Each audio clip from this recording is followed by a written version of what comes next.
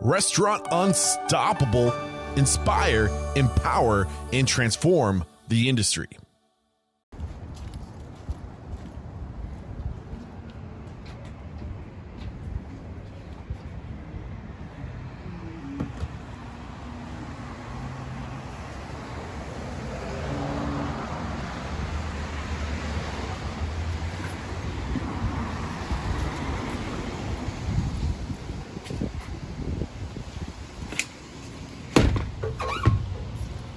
Hello.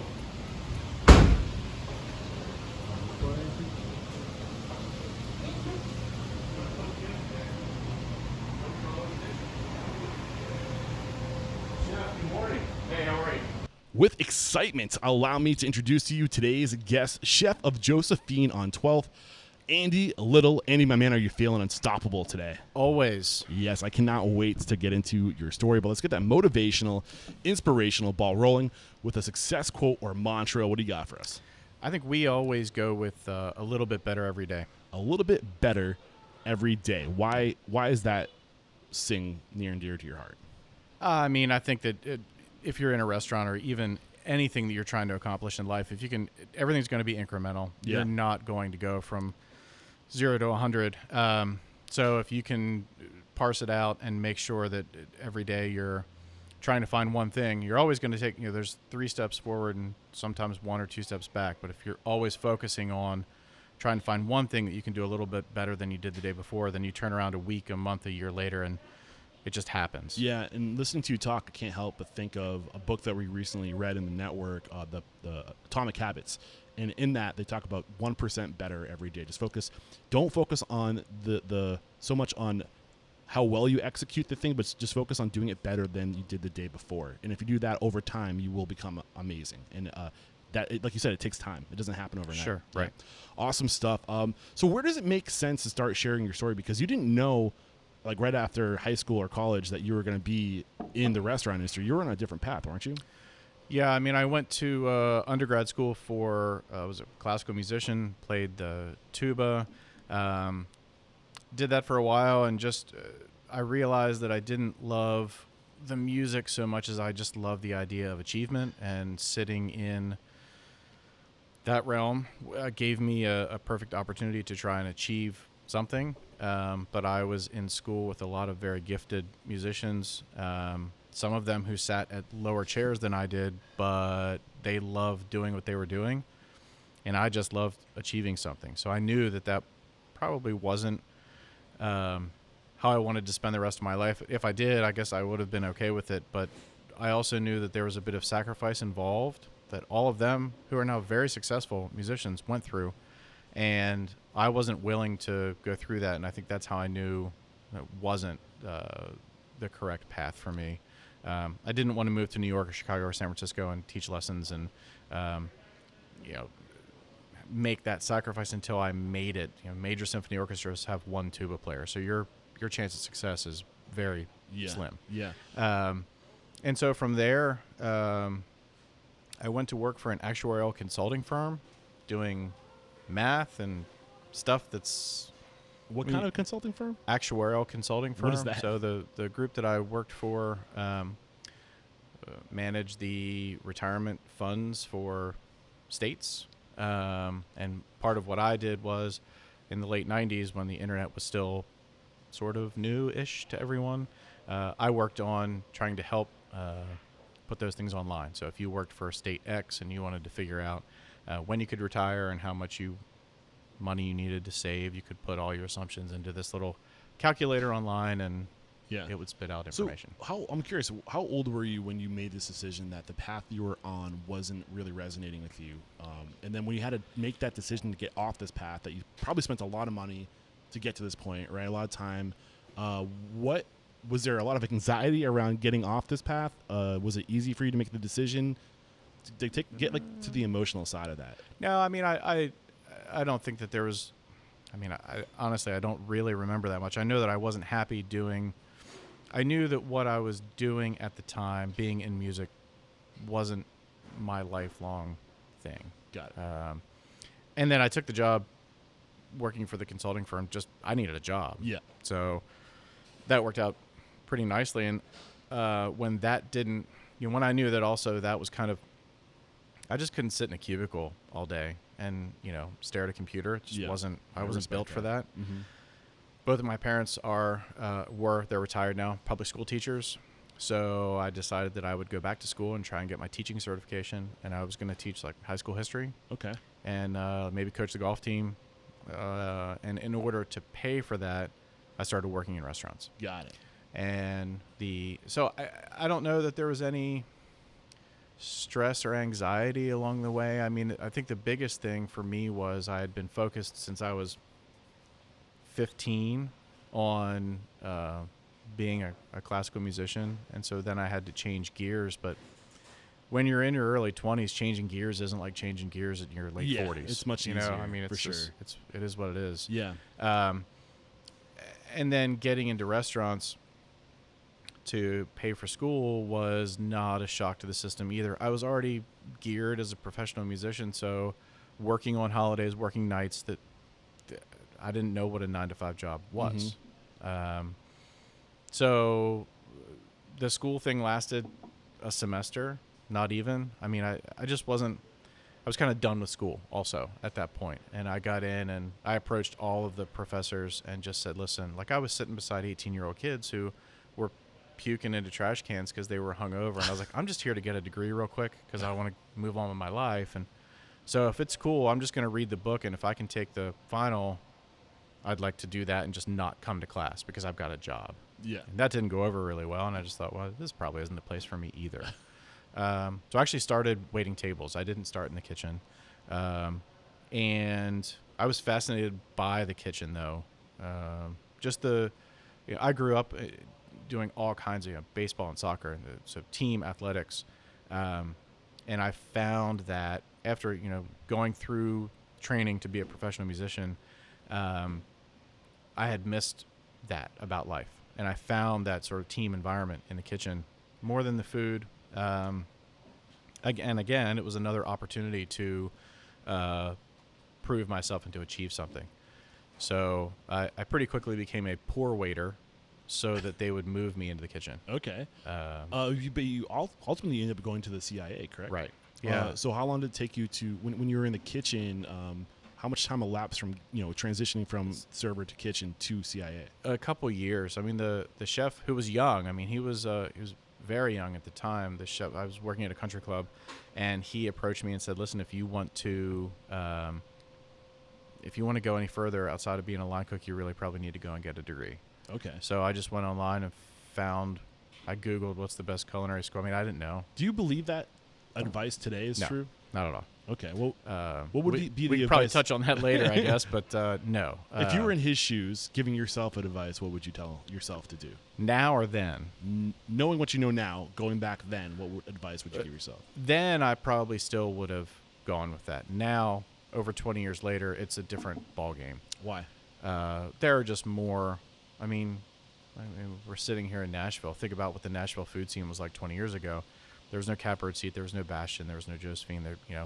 Chefs were still basically, for the most part, either located in a major city or in Napa. Mm-hmm.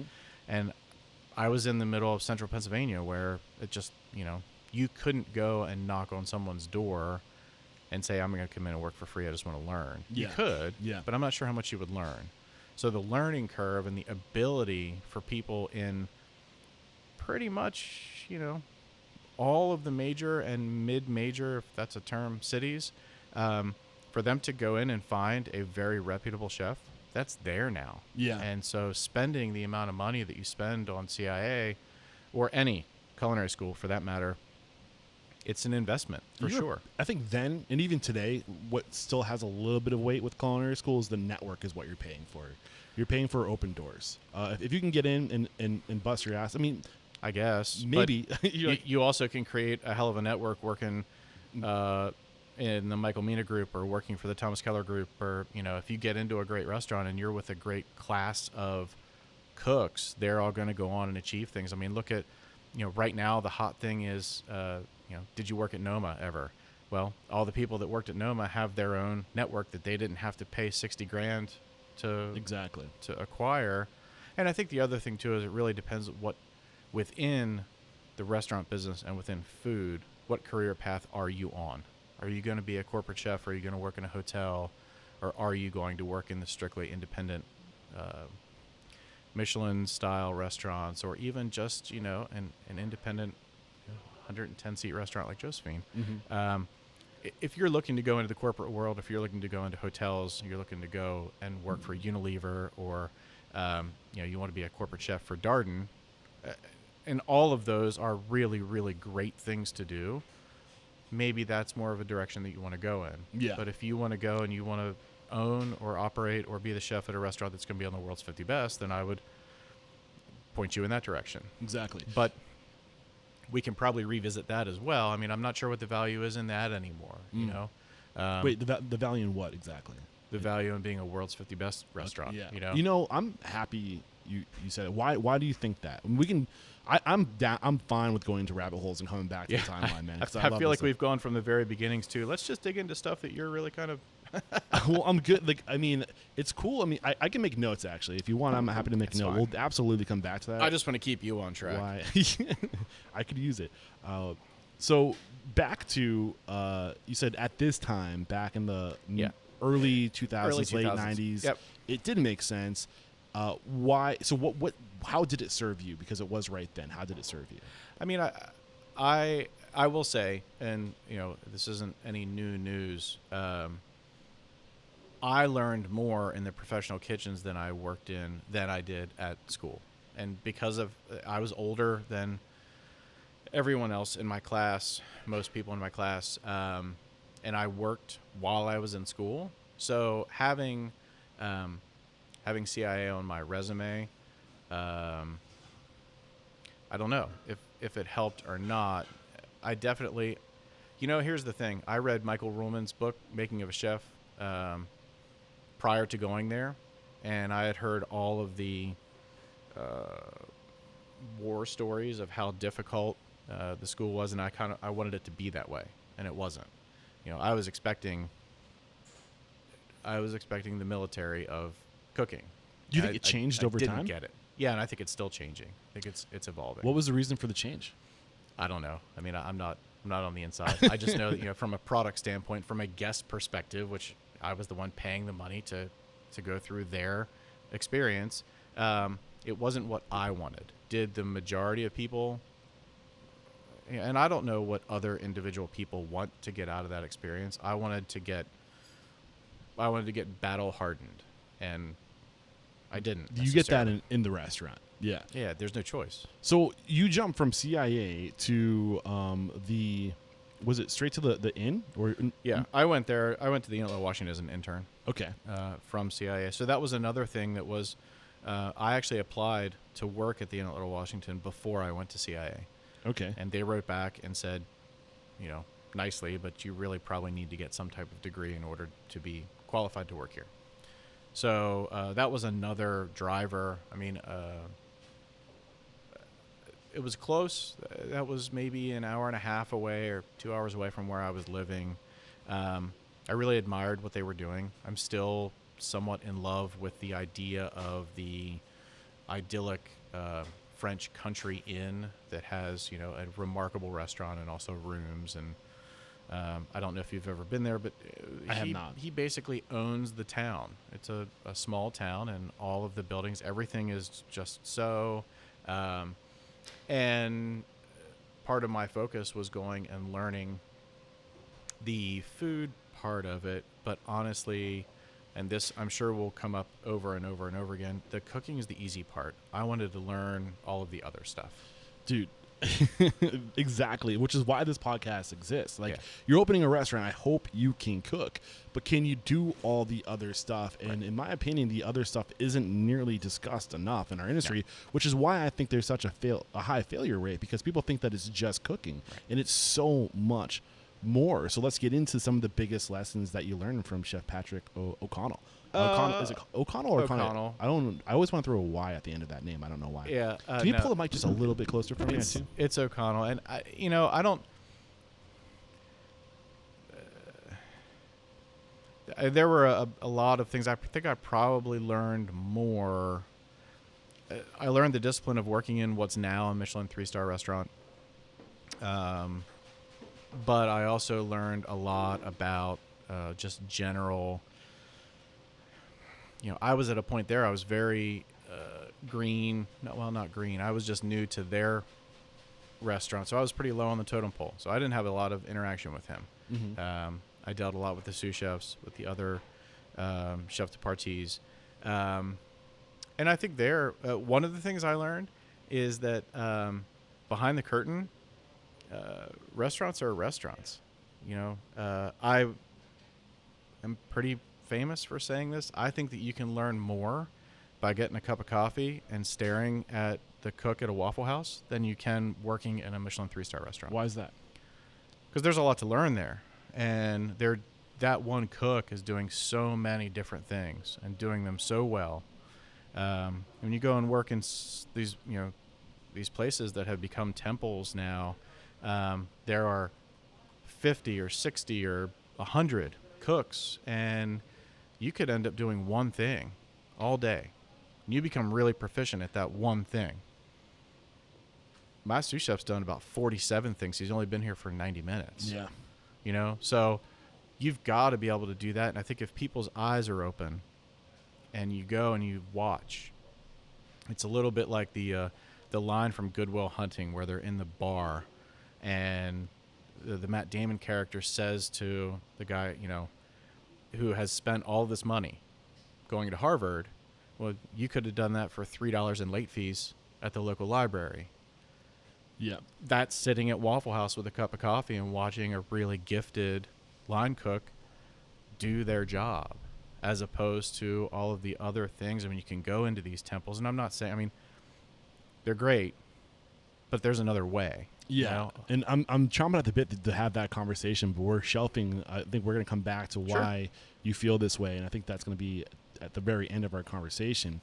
But what did you learn at the Inn at Little Washington? Like, did they give you any standards? Did they give you any? Yeah, there definitely are standards to the way they do things. I think one thing I learned is don't be afraid to have your own standard, and what you want to do should be they do things very uniquely. Every line cook there wears Dalmatian print pants. It's a different environment.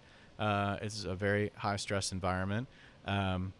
So one of the things I learned was make sure that you're doing it. Be unique. Yes. Do your own thing. I was literally typing the word unique out when you said that. Yeah. Have a standard and then hold people to it. And that's another rabbit hole we can go down also with the issues that we're having industry wide as far as hiring and staffing goes. I've just found that it's easy to get away from because you think I just need people, I just need bodies. But if those bodies aren't able to adhere to the standard that you need to have, then is it better to just not have them or to lower your standards? And that's something that people need to really think about. Again, that's, and that's not a cooking thing. That's how do you want to separate yourself as a restaurateur or a chef or a restaurant? And the way to do that is with your individual standards. And I'm not talking about cleanliness. That should be a given. Is the button on your collar always buttoned? Is your apron always clean? Are there only 3 towels in your pan, or are there towels everywhere? How are you going to go through your day? Yeah. It's funny you're saying this because I literally was having a conversation this morning with somebody in the network, and they were showing me a picture of these burgers, the different type of burgers that somebody was promoting at their new restaurant. And you could clearly tell they were like a smash burger type. Mm-hmm. And he's like, these burgers don't look pretty. And I was like, it doesn't really matter unless is your brand message pretty, or is your brand message smash burgers? And it all depends. I think what's more important is consistency, and are you what you say you are? And as long as if what you're going for, maybe something you had a burger from when you were a kid, and that burger is very nostalgic to you, and you want to recreate that. Whatever it is you're trying to do, as long as it's consistent, as long as that's what you want to be, success is relative. Success is, relative to the beholder, like whatever I want, whatever I'm trying to achieve. Do you agree or disagree with what I'm saying? Probably a little bit of both. What do you disagree with? I think that's probably the art coming into it. Is we talk a lot about the lens that you view things through, and your lens is your individual way of. You say smash burger to me, and I can make you one. You can make one too, I'm sure, and they're going to be totally different. That's why recipes are kind of, I'd give you a recipe and we'll both cook it, and mine's going to taste different than yours. Yeah. And it's not love. That's not it. What's your special recipe? Love. No, special recipe is your entire life's experiences. So I guess I agree with you a little bit on the, yes, it's all your individual experience. It's all your individual perspective. It's, how do you view what a smash burger should be? I think the success part of it, I guess that's all, it is relative, but it's all how we're defining success. Because if my idea of a smash burger doesn't sell, then is that successful? It's still my idea of a smash burger, and I've executed that idea, but how ultimately successful was it? Because we're talking about, on one hand, an artistic endeavor. On the other hand, got to put people in the seats, or you got to put mouths into wrappers. Yeah, however you want to look at it. So I think that there's that way to view, and it all comes down to how do you want to view that success? If success is achievement strictly on the critical aspect, then you've been successful. It's what at the end of the day, what are you trying to achieve? Okay, I mean, I can get on board with that for sure. Any other lessons? Anything we should hover over during your time at the inn at Little Washington before moving on? No, I mean, I think that it was a good experience, and I certainly did learn to the being detail oriented and being detail oriented within your own unique environment is something that is very important, or else you just end up stamping out generic stuff. Awesome. So zoom up to 30,000 feet. I know that was in 2013 that you made your way to Nashville, but what happened between then and your time at the inn at Little Washington? So I worked at two. I guess the best way to describe them would be bed and breakfasts, one outside of Philadelphia and one in my hometown. And both had restaurants. And I think the idea there was to create that country inn experience. Yeah. It seems like there's a theme up to this point that you maybe wanted to recreate something like that. Yeah, I mean, there was a reason why even leading to working at the Inn at Little Washington, that was a style of, and it didn't have so much to do with dining. It had to do with the hospitality in general that I really latched onto. Both places that I worked at had gardens that we could bring people through prior to the dining experience. They were both smaller, more on the 45 to 60 seat size. They were decidedly special occasion places. And I liked the idea of being able to sort of like Disney World, create an experience that from the minute that people walked on the property, they were in our hands until they left. You control the entire experience. Yeah, I mean, I guess I was trying to stay a little bit away from the word control because it wasn't like, we had marionettes in their rooms, but there was you were coming for an experience. Yeah, you're transporting them and taking them away from normal life for a little bit and taking them into a food-centric hospitality area. And so that was, and I really loved every minute of that. One of the struggles that we had was just like where, the Inn at Little Washington is 67 miles from D.C. Both of those places were removed from metropolitan areas. So it was we were busy on the weekends, and the weekdays were just not. And they were not entirely sustainable situations. So then the inn that I was at in my hometown closed, and my wife and I, who we work together, she runs the front and is a sommelier. We were looking all over. We were actually looking all over the world. We weren't opposed to moving to Europe. Northern California was definitely on the list, and this opportunity came up in Nashville. I had never been to Nashville.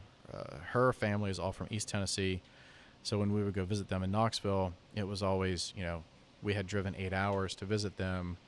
Should we drive another 3 hours to check out Nashville? And we never really wanted to do that. So the opportunity came up to come down here and check it out, and we did, mainly because I just wanted to see the city. At that point in time in 2013, Nashville was starting to get some nationwide recognition for the food that was happening here. Catbird Seat had recently opened. Roth and Daughters had recently opened, and the national media was paying attention. Mm-hmm. And that was something that I, at that point in time, was very interested in, was going to a place where people were traveling to have the food of that area. I mean, this was even a little bit I think it was. I think, all of these things had to be sort of happened around that time as well. So Nashville was having a bit of a moment, I guess, you could say. Laughlin, same thing. And we were here for 5 days, and the restaurant that we're sitting in now was concrete block and 2x4s. And we decided that Nashville would be a good place for us. So was there somebody here that was calling you here to yeah, there was recruited? There was a restaurant group that brought me here that owned Burger Up down the street. So that's kind of how we got here. And my wife I was hired first, and then she was brought on later. And yeah, we got here, and Nashville has been and continues to be certainly going through some growing pains and evolutionary process, but Nashville's a great place for food, great place to visit, and has been very good to us. I mean, my whole life I never owned a home. I mean, we were always kind of in that workplace a couple of years, and then figure out, well, maybe we just want to live somewhere else, and we own a home here now. So it's definitely a place that we love and has been very good to us. But you bring up a really important thing that I think it's important for people to understand, and I agree with we kind of got into this earlier, but you don't need to go to New York City, Los Angeles, San Francisco, Miami, Boston, or any of these big cities to do the food you want to do. And actually there's more opportunity in, and we were having this conversation earlier this week, like what I like to call fringe markets that are on the edge, or momentum markets that are coming up, and there's just a lot of new things happening there. I mean, it's harder to be discovered in a city like New York than it is in a city like Nashville in 2013. Do you disagree with that statement? No, I think that's true. I would say in 2021, I'll put our 5 best players on the floor against any 5 best players in the country, though. Yeah, and I think that what I wanted to go on and continue to say is that there are markets that exist today that were like Nashville in 2012, 2013, and they're friggin' everywhere, man. Mm-hmm. There are small to medium-sized cities all over the place that want that level of cooking, and they can't quite get it. And I think that it's important that if you really want to stand out or to create opportunity for yourself, you're better off going to a small market that's growing, and a lot of those markets are growing right now. People are moving out of the big cities. What are your thoughts on that? Yeah, I mean, and that's almost entirely everything you say.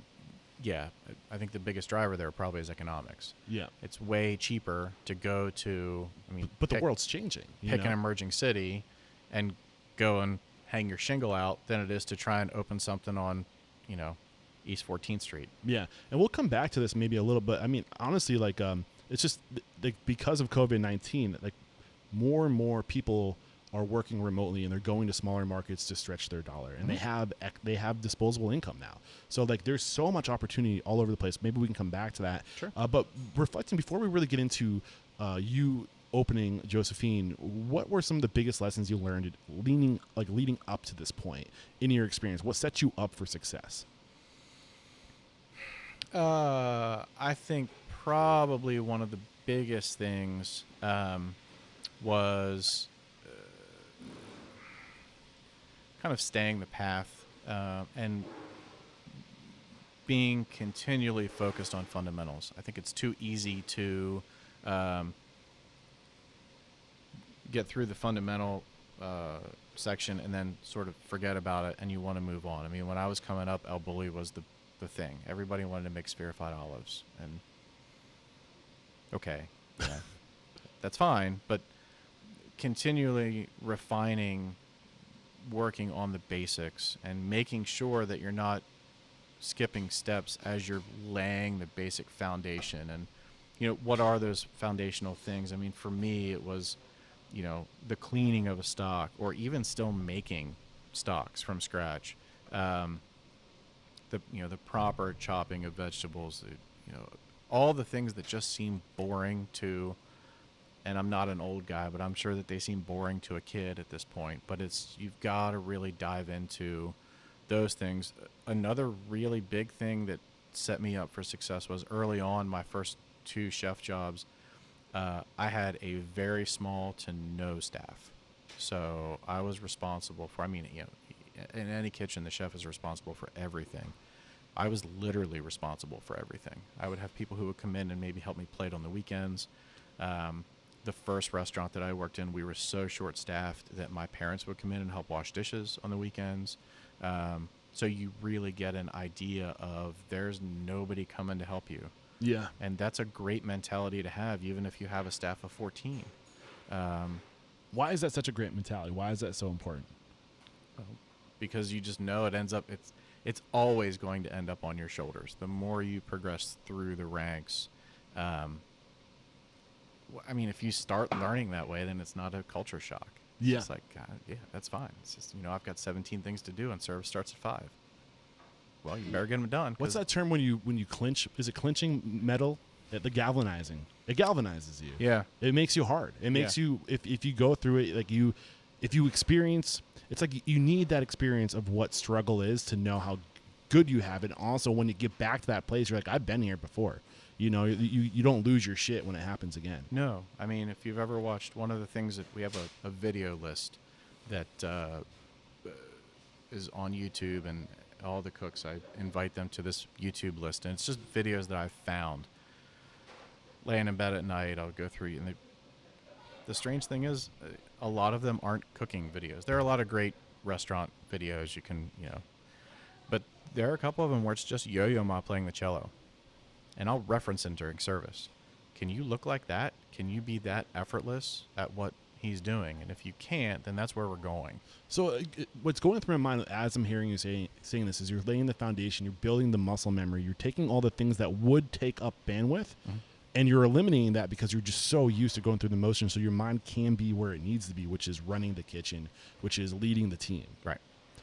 So on that note about leadership, and I think that's like this, the whole point of this podcast is to not talk about the food, because you're opening a restaurant. I hope you know how to cook, right? So what is all the other stuff that you learned, give us examples of the standard of the level of which you need to know those things, so we can kind of paint that picture of what sets you up for success. Yeah, I think one of the biggest things for me, in terms of mentorship and my mentors coming up, my parents are brilliant people. And so that, if somebody said to me, tell me who your culinary mentors were, it'd be my parents. They cook at home. They're not professional chefs. But living with them, living with 2 people who are brilliant teachers, was one. You've got to be able to teach, especially now. So finding that, learning, coach a little league team, but that kind of stuff is going to help greatly. The leadership part of it, it's all going to be about people. It's dining room, it's food, it's what. No, It's all the energy that the people blow into the four walls of Yeah. a restaurant. So Business if is you all can't, relationships. if you can't teach them, if you can't inspire them, I mean, another big thing that was a huge help for me was playing high school sports, playing sports in general, being part of teams.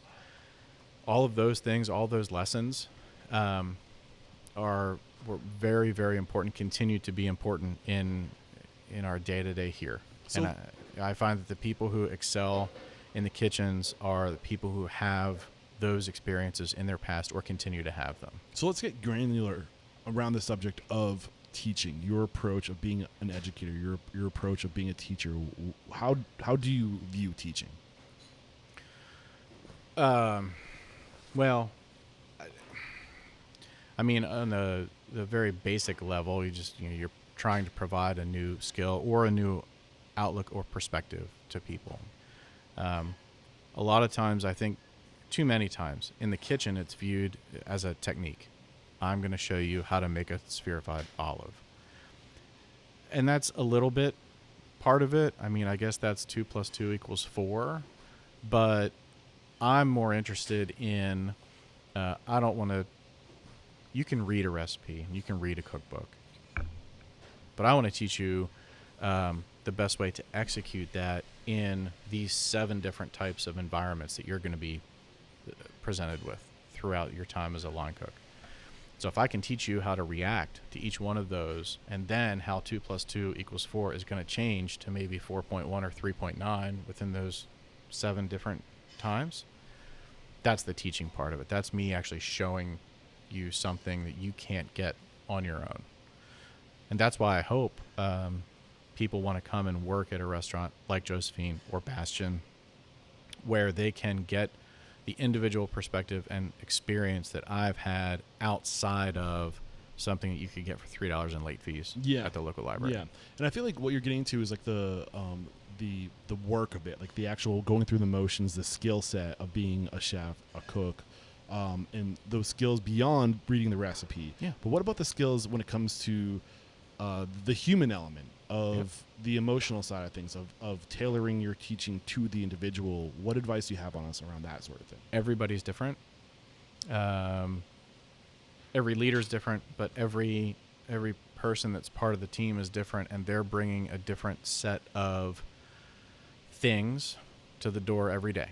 So when you get a new person that comes in and you don't know anything about this person, are you just observing, like what's going on? No, I'm 100% observing. I think a lot of times when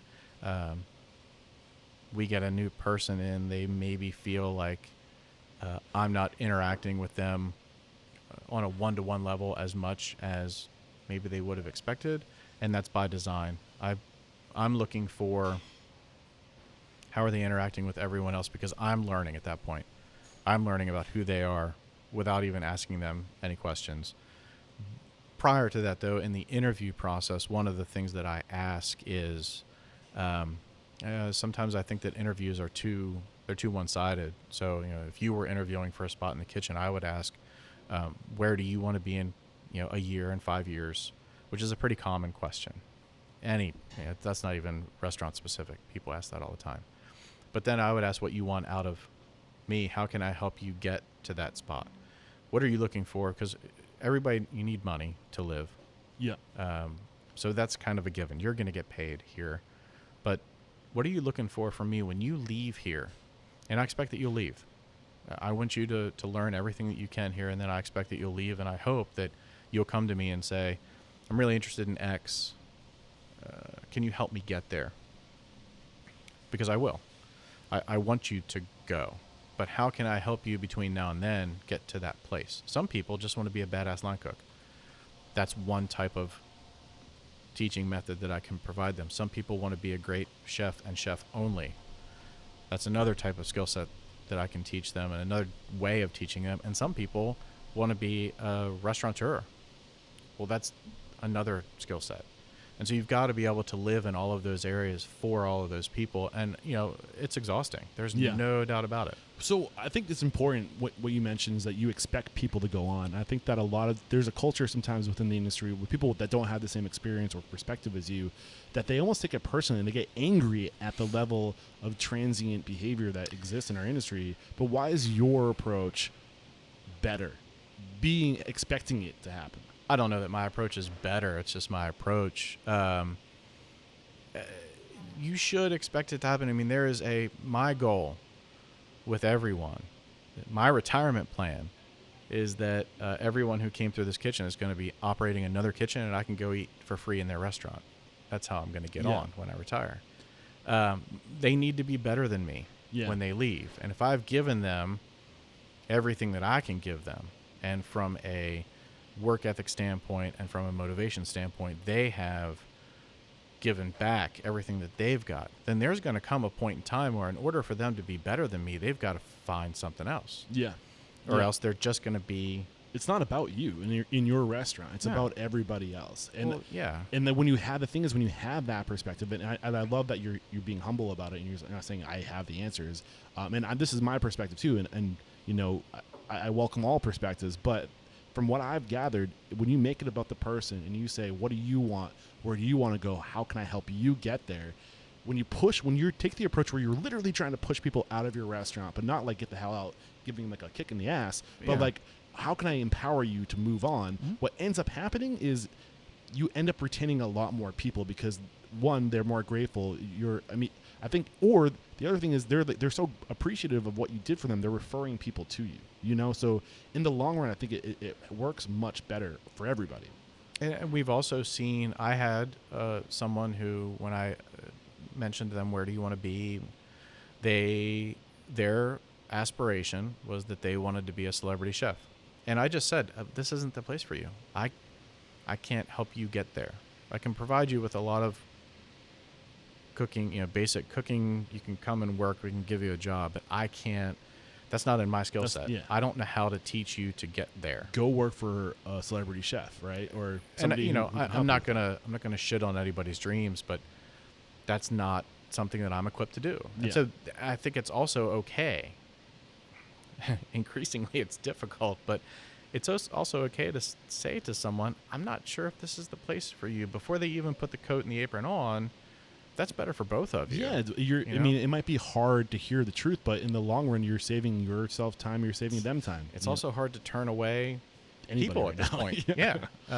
But again, that's the exhaustion period of it, is where you've got not constant, but the turnover, where you're, and I think about my parents. My mom taught special education for 20 years and then went and was a 6th grade teacher. Every year you have a new class of students, and every year you're teaching the same basic-ish curriculum. Well, that's a little bit the situation that we're in here. We get to a point where you've trained people to the point where now it's time, either they've decided or you've decided, it's time for them to go. And so then you start over again. And you just wake up each morning thinking, I wish I didn't have to start over again. Yeah. What do you want is the question you ask. What is the power of that question? And then we'll take our break. What is the power of what do you want? Yeah. What do you get from that question? What do I get, or what do they get? Well, I get a perspective of where their head is. But I hope what they're getting is that they realize that they're not walking into a work environment that's like any other work environment that they've been in before. They're walking into a work environment where I'm focused on where they're going to be, not where I'm going to be a year and 5 years from now, but where they're going to be. And I feel like if I focus on where they're going to be a year and 5 years from now, then my year and 5 years from now will take care of itself. Mm-hmm.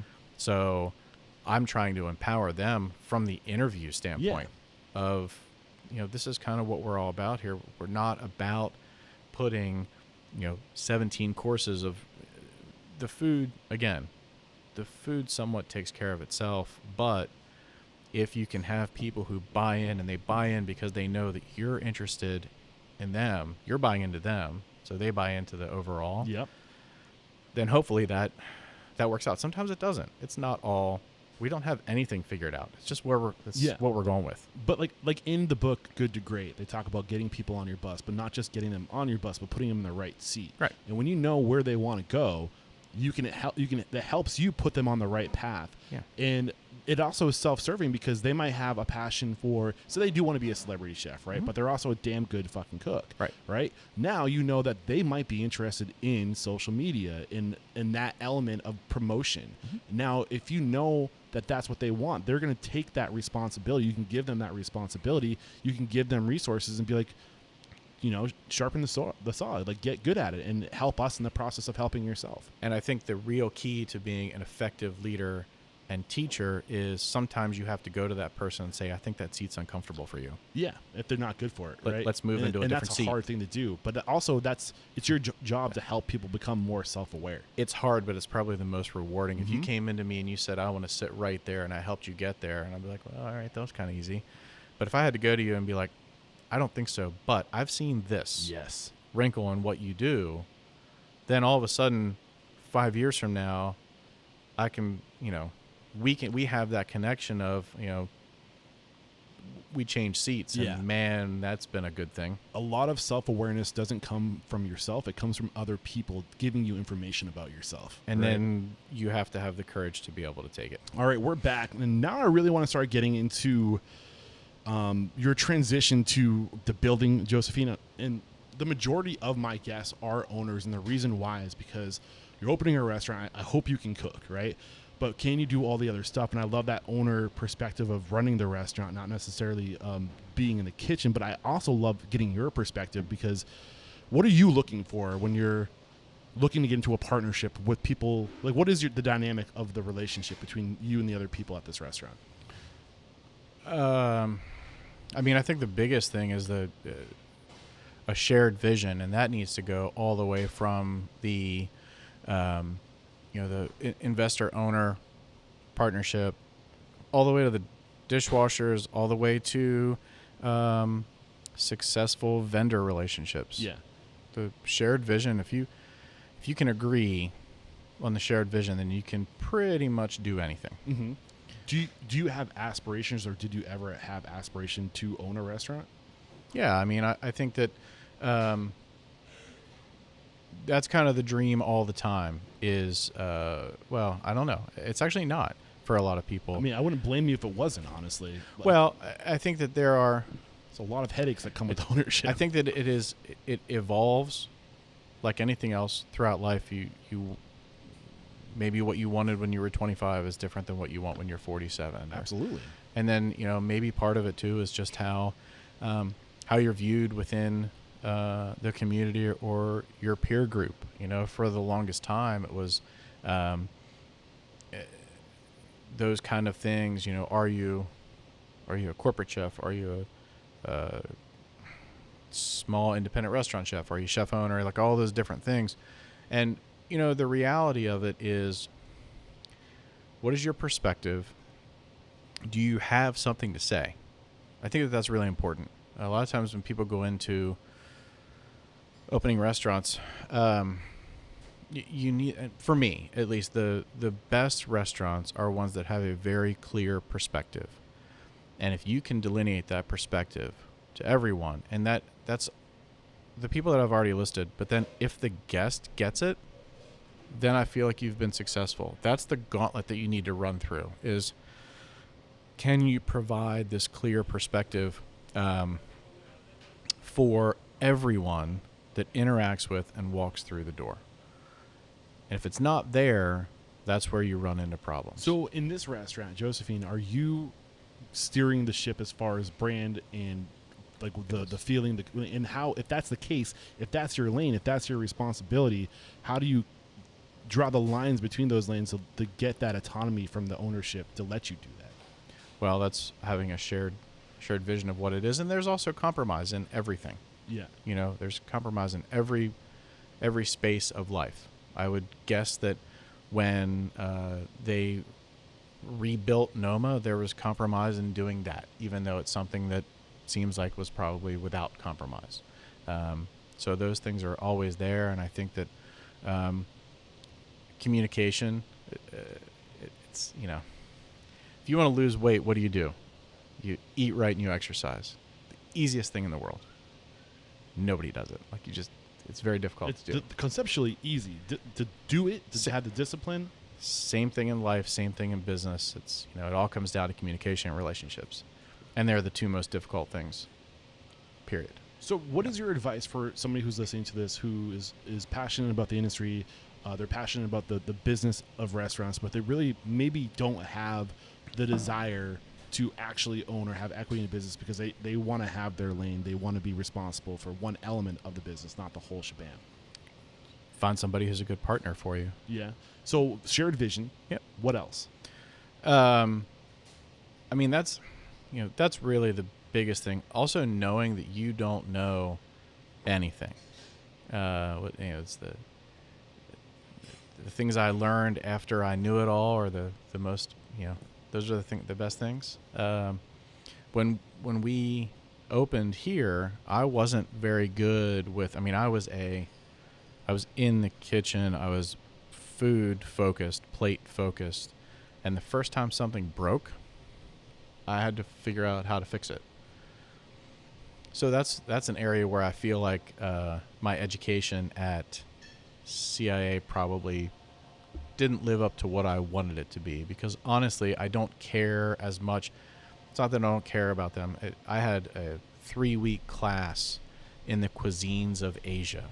If you really back up and think about how absurd that sounds, it is. Yeah.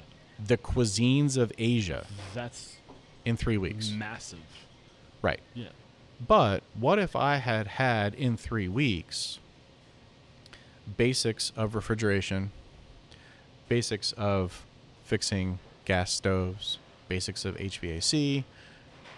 These are the tools that you need to buy when you open a restaurant. I mean, my background, my education was aviation, commercial aviation flight. I was a commercial pilot. Yeah. And thinking of what you're saying right now, we had exactly that, classes where it was all about systems, airplane systems.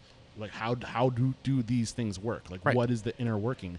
And you're right, we don't talk about like what are all like the different types of systems that are in a kitchen and how do they work? Why wouldn't you teach that? And that's what you need to know. Yeah.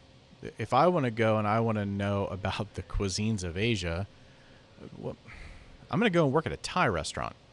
Teach me the basics of how to use a knife, the basics of how to use the equipment.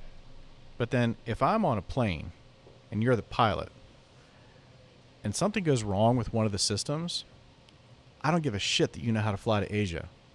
I really care that you know how to fix that system. Yeah.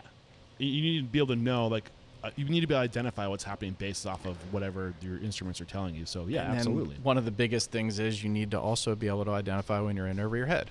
There are some things that operators and chefs and they just shouldn't. You need to leave that to the pros. But 90% of the stuff, if you know how to do it or you're blessed with YouTube, you can figure out how to fix it. But again, rarely about the cooking. Yeah. So on that note of systems, we're talking about like hard systems, like the actual tools you're using. Yep. But what about the soft systems that you're creating to make things go nicely, like checklists, like how to create consistency in your restaurant? I'm actually happy to have you here because really I get a lot of requests from listeners to go deeper into the back of house operations. Sure. Google Drive, probably the best thing we've ever done. Why? It's basically open source. Our kitchen and restaurant is entirely open source, so everything that we do is on Google Drive somewhere, including how to get to our storage unit, where the key is, and where everything is located, down to the step. So what that does is when you start and you're new in the kitchen, we still do, all the cooks still have the notebook in the back of their pocket, but everything's on Google Drive. So when they go home, they can find recipes, they can find vendors that we use, they can find the user manual for the fryer. All of that stuff is open to them and then open to the waiters, so that if they want to know about a food allergy in the lobster roll, it's on your phone. Going back to my aviation experience, one of the things that they taught us is you don't have to know the answer to everything. No, you have to know where to find it. But you do have to know where to find it. And that's I mean, why take up that mental bandwidth if you know where to find it? And like that's super important. So making it accessible. And so that's the thing. I mean, when I was coming up, everything was in a notebook. There was the pastry notebook. There was the, now because of technology and our ability to take great photos, and you can basically create a cookbook that's available for everyone who works there. And that's also part of the deal. When you go to a great restaurant, you're going for the experiences. You're also going to learn some of their recipes because they're going to show up. I mean, some of those, if those dishes and techniques didn't rub off on you, then you weren't paying attention. Yeah. And if wherever you become a chef, it's not very easy for past chefs to look and be like, okay, I see me there. But that's part of the deal with sort of open source idea of nothing that we have is a secret. And again, it's because back to what we referenced earlier, those two recipes that we each have that are the same, unless you and I have a shared experience of a chef, they're going to be different. Yeah. And what about managing the numbers, cost of goods sold, bottom line, menu engineering, things like that? Very important, obviously. Is there an area that you geek out on the most of what I mentioned, or is there something that I did not mention that you really think that needs to be discussed? No, I mean, I think the biggest thing is to set yourself up systems that, again, allow you to clear mental space to deal with the other things that are going to happen throughout your day. So you have clearly defined schedule, you have clearly defined ordering systems, and we don't have a program for it. I do everything through Excel. We are, constantly working with our vendors to stay within certain price areas. So I like to call it, the invisible hand of restaurant profitability. If you've set up systems and you can stay within the guidelines that have been set up, now think about the guest experience. Now think about these other things getting people in the door. You're recreating yourself in systems so you can hand that off and have expectations and standards for the people that you're handing that off to. Yeah, I mean, the ultimate goal is to not be here. Yeah. So what was that process of getting to your systems to where they are now? How did that evolve over time? Where did you start? You start with every... you have to start somewhere. You have to put a framework together based on your past experiences. But then it's also identifying areas that can be better, identifying mistakes. I can't think of a good one right now. Probably one of the best ways that we do it is about yearly. We didn't do it during COVID. We'll kind of put everything out to bid, for lack of a better term. We just talk to vendors and say, hey, this is kind of where we're at. What do you have? Is this a situation where we want to, maybe we want to make a change, but it provides you with a really good perspective. And then the best teacher is obviously mistakes or figuring out, like a good example, these cookies that are packaged sitting on the front desk. Everyone, when you leave, that's sort of our, in the Michelin 3-star restaurant, you get the huge display of all the cookies and candies. Well, we're not doing that here, but I wanted to recreate that somehow. I wanted people to leave with something, but not something that immense. Also, we don't have a pastry kitchen. I mean, our entire kitchen would be a pastry kitchen. We're going to get into, I think we're going to get into this with the whole, you shouldn't strive to be 50 top.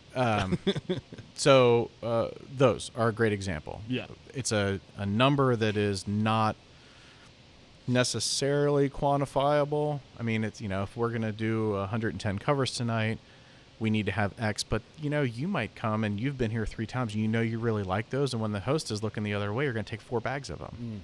I mean, good on you. I'm glad you like them, but that's not something that we can say we're going to have 20 orders of this tonight. Yeah. So we needed to set up a system for not running out of those. Yeah. We also needed to set up a system for making sure that we have, the bags are something that are ordered in. Yeah. Well, there needs to be a system so we make sure we don't run out of those kind of things. The only way we came about setting up a system for that is because we ran out of those once. So this is going to happen. Yeah. So you don't know until you know. And I think what how do we start today's conversation? What was the quote you gave us? A little bit better every day. Exactly. Right. Just start documenting, just even if it's the most rudimentary, to like have a piece of paper. You walk in the front door. What are the things I did today? Right? What are the things I need to do to get this place open? Right. Turn the lights on, turn the stove on. You just start making a list of all the things you have to do. Then you have your list. Then the list gets better the next day. Then there's one thing you forgot. You add that to the list. Right. Eventually, you got most things covered. And even then, there's going to be something once a quarter that happens that you didn't think of. It's always, I mean, that list is always going to be the same size. Just start documenting. But, you know, punch list is a perfect example. You know, you go through when you're trying to get the place open and you're working with your contractor and they're, you know, but you always have to have a punch list. Yeah. Always. And I start just about every day with that. These are things that, you know, we can refine, we can get better. These are also things that we've just, after 2 or 3 years, we have a high retention rate. People who have been here for 2, 3, 4 years. Sometimes you see the same things over and over again. It's nice to have a fresh set of eyes. Coming back from, we were just spent 10 days in Napa. Well, coming back, I was able to see things that I didn't see before we left because I'm in it all the time. Well, those things go on the list. You have to be constantly evolving, and that's why I think that the best new restaurant category, you always see it. I don't even know what magazines have it, but you know, or the Beard Awards have a best new restaurant. It's ludicrous. It's sort of the best of the worst. There is no best new restaurant because they're all evolving. We were not a good restaurant for probably the first, I'm going to say 18 months. Well, that you were opened in open. 2013, yeah. and it took at least 4 years for you to get to the point where you started getting industry nods for, I mean, you're probably getting, I know you got 2017 and 18. 17 and 18, yeah. And we opened in December of 13, so really 14. But it was all of 14 and most of 15 where we were, here's the difference, is that I say we were not a good restaurant in my eyes. The seats were still, people were still coming to eat. People were still enjoying the product that we had. It just wasn't what I knew we could be. And it's also part of an evolutionary process of that list has to become more specific every day. So you're crossing these things off and you're trying to get better. And in the process of getting better every day, you're able to drill down. Now, reflecting back from 2013 to 2018, 17, 18, when you really started to get to where you were, even at that point where you wanted to be? No, I'm still not right now. So what were the biggest evolutionary points in Josephine that started getting you the different attention and accolades, if any? I don't know. I mean, that's the thing with restaurants is that I guess a lot like fashion. I don't know a ton about the fashion world, but I know that there are, you know, you'll find these lists like heat maps and, you know, the hottest restaurants. And well, who's controlling that narrative? And what is that? What does that mean? They're busy because they're new? I mean, I have trouble wrapping my head around that because there are a lot of new restaurants that I've been to. We're both chomping at the bit to get into this conversation, aren't we? And I walk into them and I just think, this is a very nice atmosphere, but the back of the house needs some more reps. And that's, you know, that's something that, again, as your listeners who are trying to open places, you're never going to have as much time leading up to open the doors as you think you need. So you've got to be ready for it, and you've got to be ready to make changes in the moment. You're not going to have spring training. It's going to be opening day. Yeah. I mean, you're going to be lucky to have half the time that you think you're going to have. So I go into these new restaurants that are just packed with people. The kitchen's overwhelmed. The front of the house is overstaffed because that's just that's what people do. You hire twice the amount of people you used to. Now you hire whatever you can hire. But there are too many back waiters. The back waiters don't know what they're supposed to be doing because the front waiters also are not really sure what's going on because they're not even sure what the table numbers are. I mean, it's just best new restaurant is like, why don't you give them a year and a half? Then let's see. Yeah. And it's easy to bust out of the gate. I mean, you get some good press behind you, and everybody loves the new thing. Everybody wants to go scope out what the new restaurant is. You live in a neighborhood. You want to be that neighbor who is in the know with what the new restaurant is. we had a guest I talked to on Sunday night, and she came up to me and she said, I love coming here. And one of the things that I'm so impressed with is a lot of times there are peaks and valleys with restaurants. And I don't disagree with that. And I would even submit to you that, we have our own peaks and valleys. But from the guest perspective, she enjoys coming here because she said even after almost 8 years, you've been able to continue at a level where it's still great. And sometimes people just let their guard down and a new restaurant comes in that people want to go to, and then its time is over, and very much a living, breathing thing. And that meant a lot to me, because that means that the concept of doing a little bit better every day is easier for us to see when we're in it. To know that the guest feels it was great. What is the biggest quality about you that has enabled that to happen? Probably just sticking with it. Yeah. And I think even my research about you, it's you said that you're always learning. You're a student. You're constantly learning. And I think it's so important to take on that student mentality in this industry, because the industry is constantly evolving too. And we're learning you'll never stop learning. And if you think that you reach this place where you've gotten there, then that's when things start to get stagnant, right? So if you're constantly trying to learn, constantly trying to improve, it has to happen. You have to be like that. Yeah. One other thing I want to talk about before we start kind of free-flowing in just generally the industry and your perspectives on the industry, talk about personal brand, because as a chef, you're managing the brand of a restaurant, but you also have to manage your own personal brand. So are you intentional at all with how you present yourself and how you put yourself out there, your own personal brand that you own? Yeah, I mean, you have to be. There's a percentage of people who are coming because they've just heard that the food is good. And great. And there's a percentage of people who are coming because they follow you on Instagram and they think that you're funny, or they like your perspective and point of view. And I think that social media has provided chefs with an outlet to be able to expand on what their perspective is. And it's another area. It's all free, basically. So if you can take a decent photo, which who can't with the technology today, and you take the time to put it out there and you craft your own personal narrative that then is, in a chef-driven restaurant, there's that line starts to get blurry. But I also feel like that's a bit of a double-edged sword. I think that social media has been a great thing for the evolution of restaurants. I also think it's one of the worst things that has happened to creativity and has happened to dining in the past couple of years as well. Okay, let's shelf that because I want to come back to it, and I think it's important. But what about? Okay, I'm getting at your shoes, for example. What's the intentionality behind your shoes?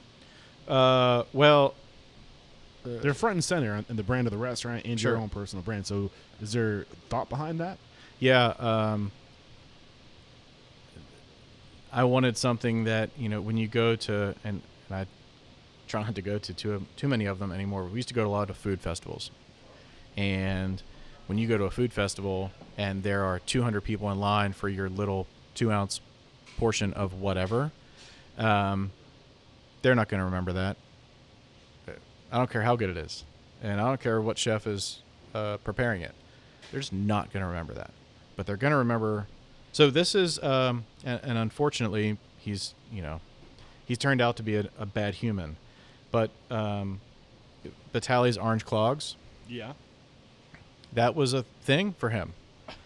And it became something that, people talked about that. I have, throughout the course of my career, I've worn a bunch of different clogs. I settled on ones that were wood, sold for back and health purposes. And then I found a guy in Portland who makes them by hand and will make them to any, you just tell him what you want. I'm also I have a golf problem. So these are meant to look like old school golf shoes. That's why they look, but they also are remarkable to people. They remember the shoes. Well, they remember you. I mean, like it's a unique selling proposition. It's something that is unique to just you and your person, that when people hear your name or they see something, it's important to have those things. Sure. For me, being completely frank, I like to wear a hat and I like to flip the brim up a little bit. Yep. And I always wear kind of loud shoes too. Like little things like that to associate with your personal brand is important. You have to be mindful of that stuff. Well, and when I was the one semester I did spend trying to get my teaching certification, I had a professor who in the first week or two, he was bald, but he had this beard. Yeah. And I don't remember the reason that he shared with us this lesson, but he said, he would just ask someone in the class, look at me very quickly and tell me the first thing that you think of. And they said, well, your beard. And he said, that's why I have it. Because if I didn't have it, the first thing you would say is that I was bald. And I'm self-conscious about being bald. And so in my head, I was like, grow where you can. Well, but also like it's, hey, you need something. Because there are a ton of people that can cook well. There are a ton of people with, very expensive PR firms and better stores and better. But can you sit in somebody's head, and how?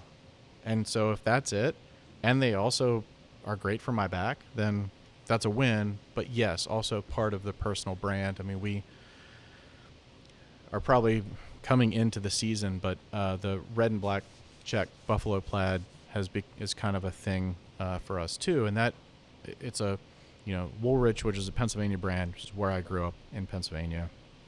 I also come from a very working class area of the country. Both of those things are who I am as a person. So when people see that, I want them to associate that, my background, with that, and has also become kind of a thing. So yes, individual and personal branding is important to the extent that it drives people into the restaurant or to the brand. Yeah, I love it. Awesome stuff. So I'll say it again, Restaurant Unstoppable's mission is to inspire, empower, and transform the industry.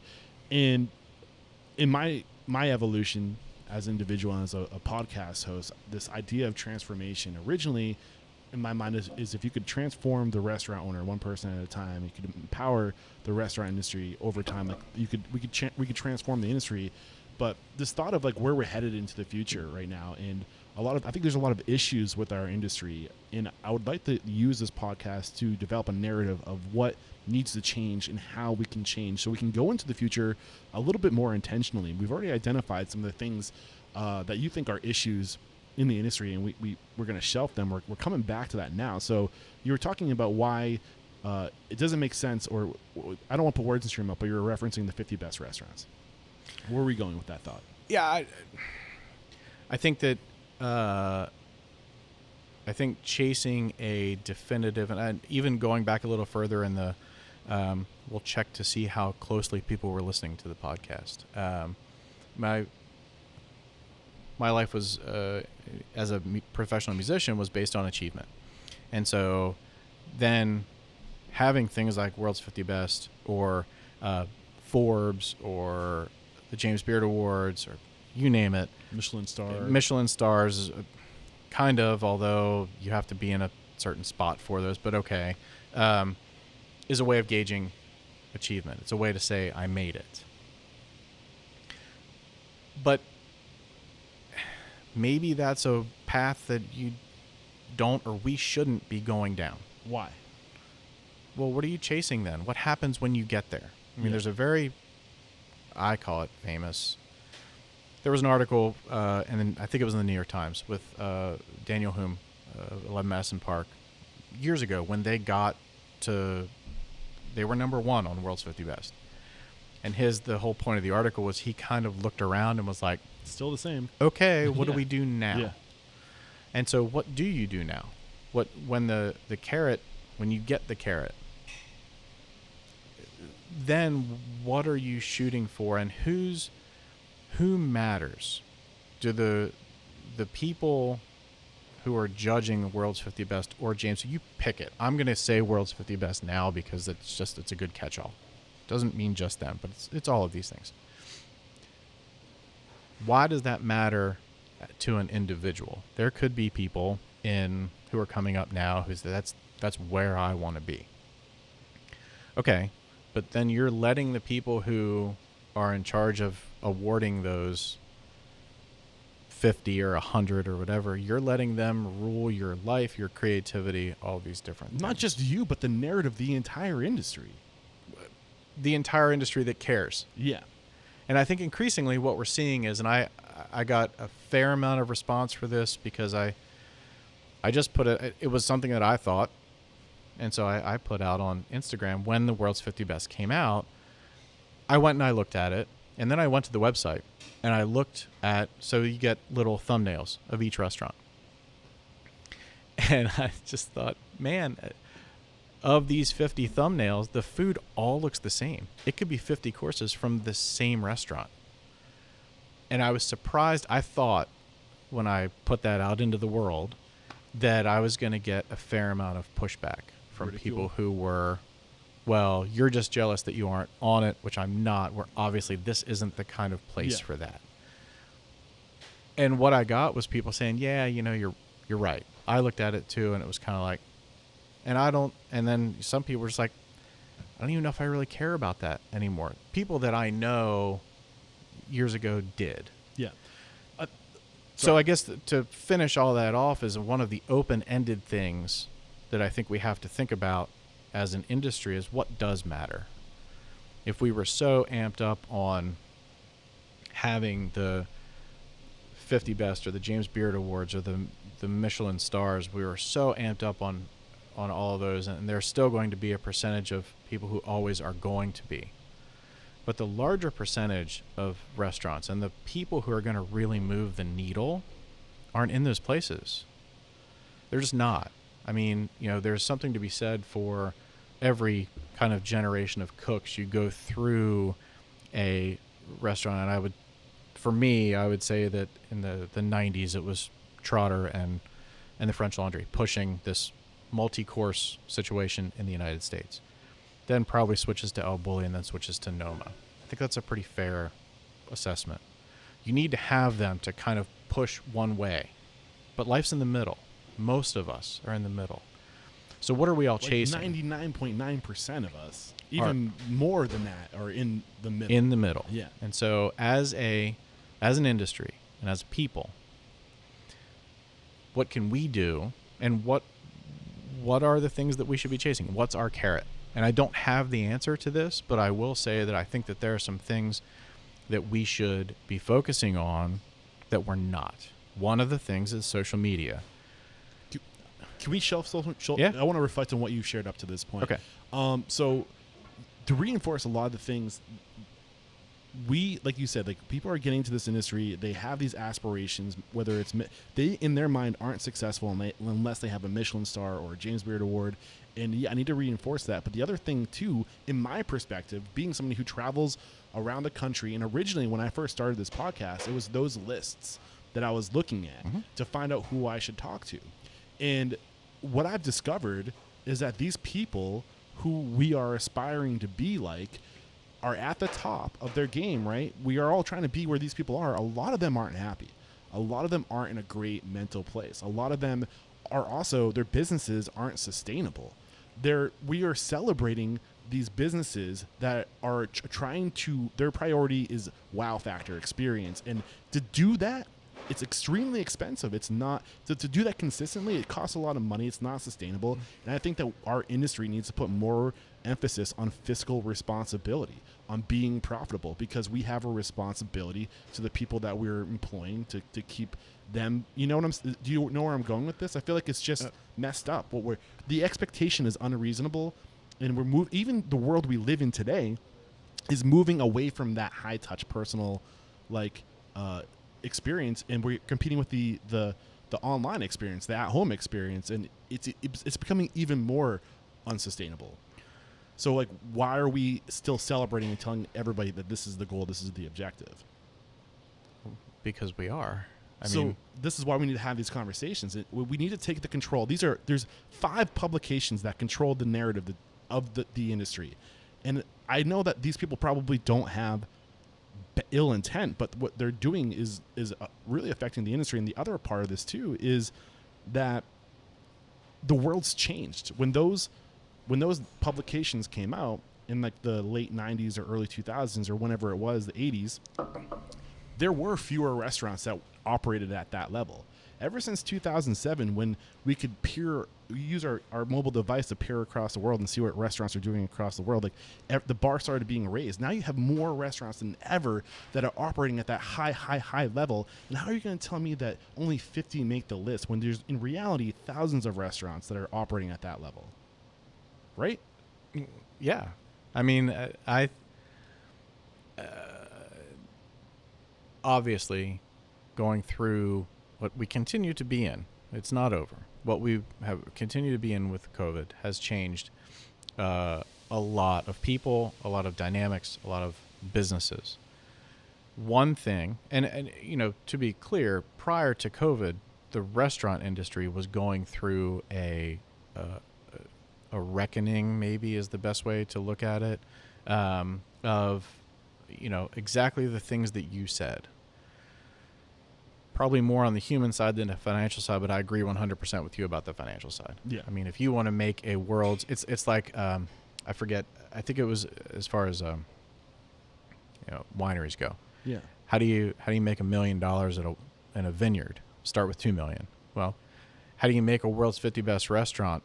Start with $10 million and piss on it and light it on fire, and you can have a world's 50 best, because it's formulaic. And I think that's the thing, that if you plug it into the formula, there's a high probability that you'll win. Now, what you're talking about and what I would like to spend an entire another episode or waste your afternoon addressing is that we are doing it wrong. And by we, I mean the people, those 5 publications, but I would also submit to you that there's more than that. Into it too. And so, you know, do we need, you know, does the color palette of restaurants from a human perspective need to evolve? 100% yes. There is no doubt about it. We need every type of person running restaurants, working in restaurants.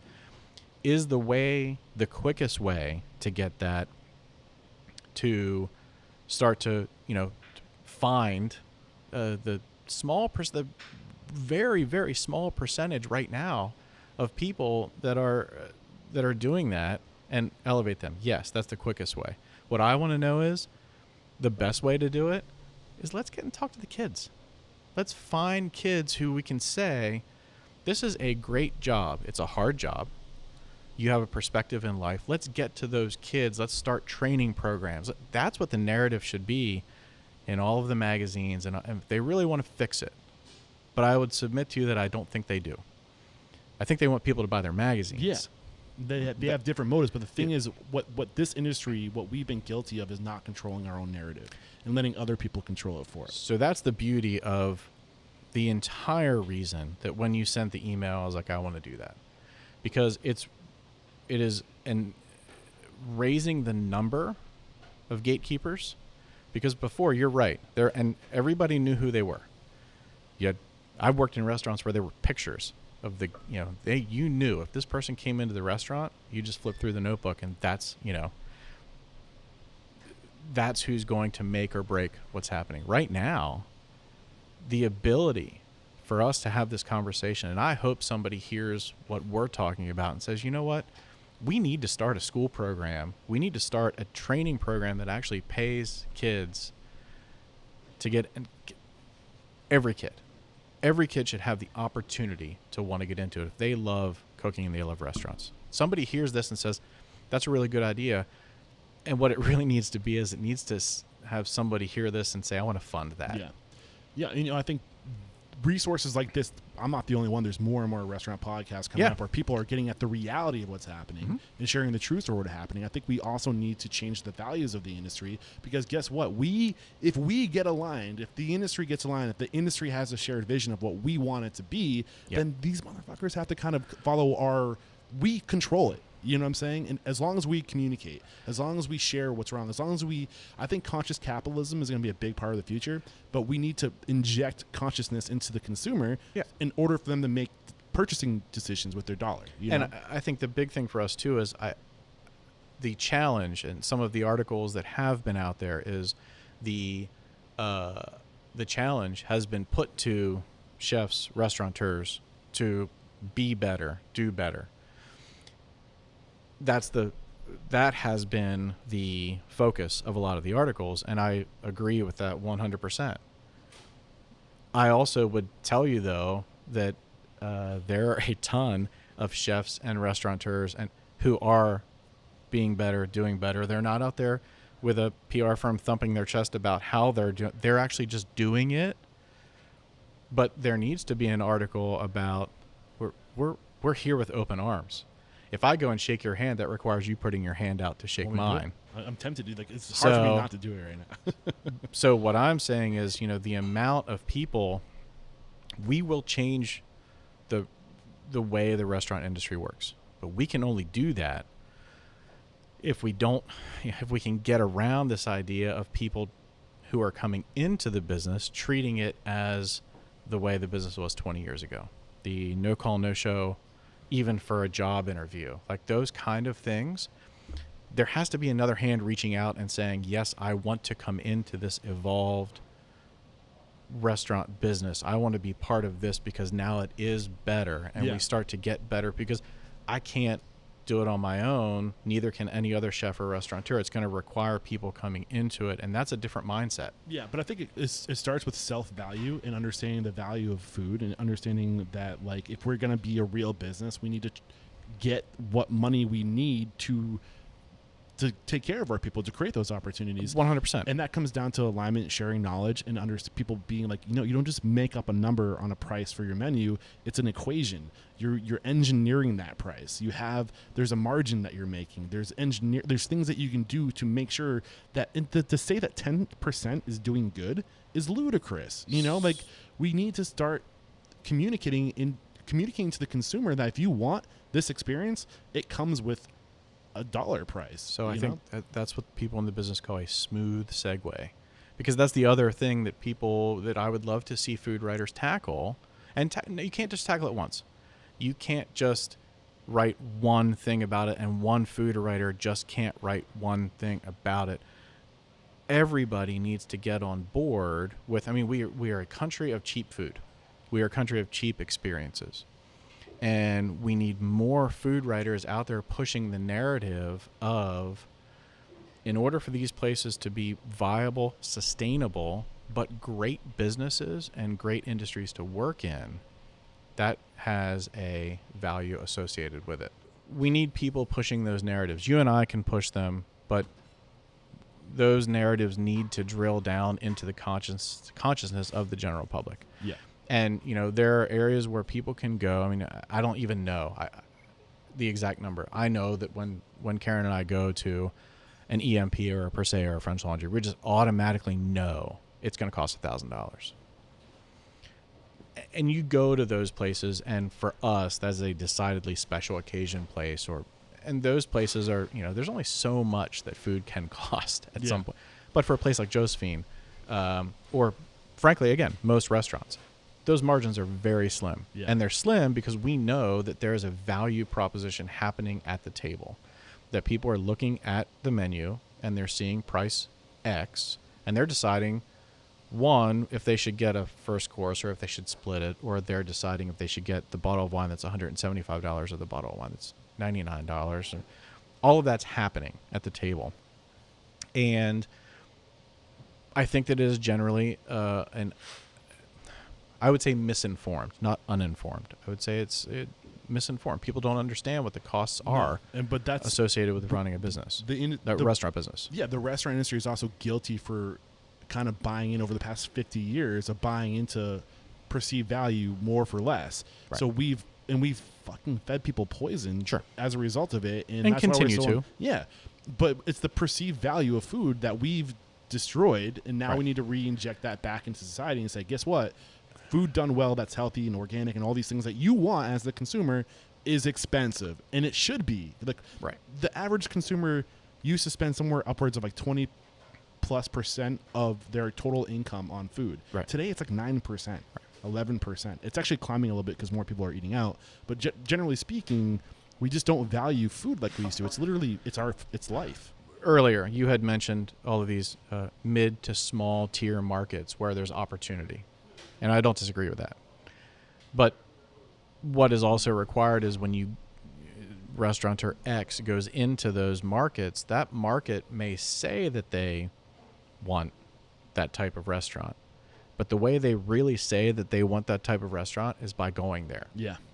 And so it requires, it takes a village. It takes people coming in and actually buying into, and not, again, we touch on the upper echelon, the upper 1/2 of 1% of restaurants, the pure destination restaurants. I'm not even talking about them because in my mind, I'm not sure how much they're not what we're talking about. We're talking about people who they have a clear perspective of what they want to do. They have a love of hospitality. They have a love of wine, and they want to open a restaurant. They want to share that with people. Yeah. That's the 99%. And so again, that goes back to, you can learn more with a cup of coffee sitting at a Waffle House watching that 1 or 2 cooks with no tickets cook for an entire restaurant than you can working at a Michelin 3-star restaurant. Yeah. I've loved this. I really have loved this conversation. We haven't talked about social media, I don't think. Or are you kind of dancing around that with the subject right now? Yeah, I mean, I have, I think that social media has been very good to me and to us as a restaurant. I also feel like there's virtually no way to go to a hyper creative, hyper original restaurant anymore because of social media. Everyone is copying and borrowing at a rate that is incredible because it's all right in front of you. Yeah. I mean, you could say that's exactly what was happening for the years prior to social media. We're getting experience from people who are successful, copying, manipulating a little bit to make it our own. Mm-hmm. But now, like you're saying, it's just happening at an exponential rate. Yeah. Because we can literally peer into the kitchen of any restaurant that's successful. And, cooks don't smoke anymore. So now the smoke break is getting on Instagram and seeing what somebody's doing in Belgium. Yeah. Or, whatever. And that's great. It's great to have that access. But I think at some point you need to turn that off. If from a truly creative perspective, and this probably puts us back in the kitchen more than it does in the building out of a restaurant. But in the building out of a restaurant, having that clear perspective is something that's very important. And knowing that, what is it, the Miles Davis quote that, you've got to play a long time before you can play like yourself. Well, that's absolutely true. And to find a restaurant that is truly unique is something that you can't find through a PR company. It's something that you will probably not find on Instagram. I mean, I think that's why everyone, now her name escapes me, but the street vendor, the Thailand? The woman in Thailand. Yeah, it's featured in a documentary that was. It's on a chef's table, I think. And so, to find situations like that and people like that who are doing truly unique stuff. I'm working on it, man. is great. Yeah. And I think that's where we should be going. And it all comes down to, what do you want? What does the individual want? Do you still want to be chasing X, Y, and Z?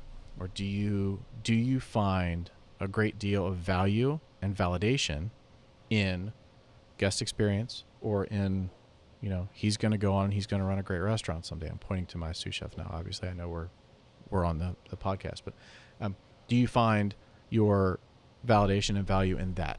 Yeah, and I think that's what we're trying to do here at Restaurant Unstoppable, is to re-inject perspective, values. What should you be chasing? Because at the end of the day, like you said, Chef Hume at 11 Madison Park, he got there. Right. And he's like, okay. Now what do I do? Yeah, exactly. So, and I'm thinking of Mel Harrington, who we just recently had on the show. And I mean, if you listen to the show, you know who I'm talking about.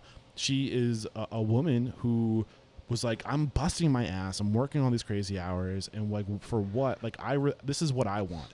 I want to have a business out of my house where I can have dinner clubs and do it out of a barn and just be happy with that. And just, that's all I want. And like, I think we need to readjust our expectations and really readjust what is really important, which is relationships and being able to do the thing you love. And if you can do that and live a modest lifestyle, isn't that success? Yeah, I mean, I think that's going to be success for a lot of people. I think that people defining their individual view of success is very important. Yeah. And then reverse engineering it. Exactly. And I think that also comes down to cooks and the waiters who are coming into restaurants is, what are you looking for? Again, that goes back to my interview question. And is it the best place for you to be, to go and have a Michelin 3-star restaurant on your resume, or multiple ones? Yeah.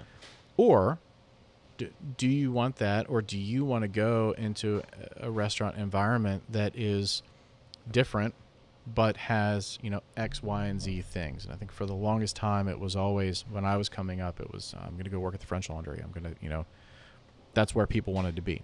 But now you could come to Nashville and you could go and work at Josephine. You could work at Bastion. You could work at Caperidge. You could work at all these places that I will 100% put them up against the best places. You take all the stuff away.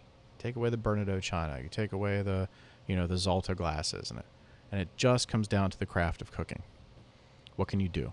And that's the thing that I love about cooking, is at the end of the day, we can talk all we want. And if I'm interviewing you, you can have the best story, period. But I'll put you in front of 6 burners, and either you can or you can't. I would not look pretty. I can't fly a plane. I'll be the first person to admit that, I'm not the best chef or cook, even line cook. I'm not the best server. My mind's not hardwired for that. I have so much respect for those roles. But it's incredible. I think that's where I wish younger people's brains were wired a little more. Know what you're getting into. If what you really want in life is to get yourself on the track of going and working at these world's 50 best places, do it. But if what you really want to do is you want to learn, you want to be in a great environment, I'm telling you, you can find those opportunities all over the country. Yes. I've loved this conversation, Chef. Thank you. We are back, and the first question I have for you is, what is your it factor? A habit, characteristic, anything that you think can wow, I'm going to say that over. I only asked this question 850 times. What is your it factor? A habit, a trait, a characteristic you believe most contributes to your success? Dogged persistence. What is your biggest weakness? Dogged persistence. What is one question you ask or thing you look for when you're going through the interview process, when you're building your team? Attitude. What is your biggest challenge today? Staffing. How are you overcoming it? Working like a college football coach and trying to be a great recruiter. What are you doing to recruit? Reaching out to as many people as we can. I mean, actually using, I find the people who work here are our best recruiters. So trying to incentivize them to bring more people like them to the restaurant. Beautiful. Share one code of conduct or behavior you teach your team. This is a way to be, a way to act, a core value. Don't be an asshole. What is one uncommon standard of service you teach your team? Something that's common within the 4 walls of your business to go above and beyond, but not common throughout the industry. I don't know. I'm not sure how common this is, but we really are very strongly suggest personal engagement. You're not just taking an order. You want to actually get to know the people and personally engage with them on a human level. We track people. So if you were coming to dinner, we take notes so that the next time you come, we've got notes on you and we can provide a more personal experience to you. So probably that weird CIA interaction. Less transactional, more transformative. Sure. What's one book that's a must read to make us a better person or restaurant owner? I think the book Ferdinand. It's a children's book. Oh, what's the takeaway from that book?